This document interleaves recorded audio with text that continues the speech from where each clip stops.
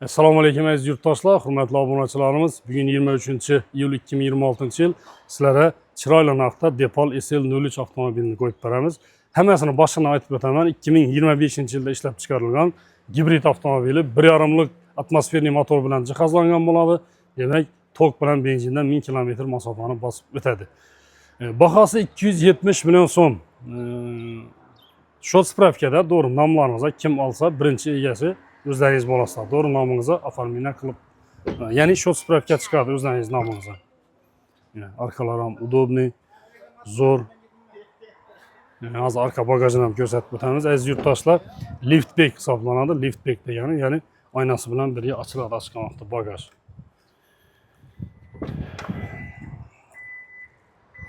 Ko'rib turibsizlar, bagaj ham 350 litr ob'yomga ega, zaryadchiklari o'zini, nakidkalari, ya'ni salonda qo'shib beriladi bular adashmasam. Chiroyli avtomobil, vidlaridan bir baho berasizlar. Salonda menimcha 300 million so'mga yaqin turadi.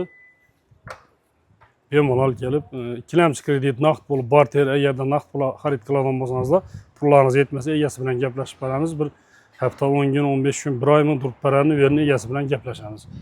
Bemalol kelib xarid qilaverasizlar do'stlar. 270 million so'm bahosi 2025-yil.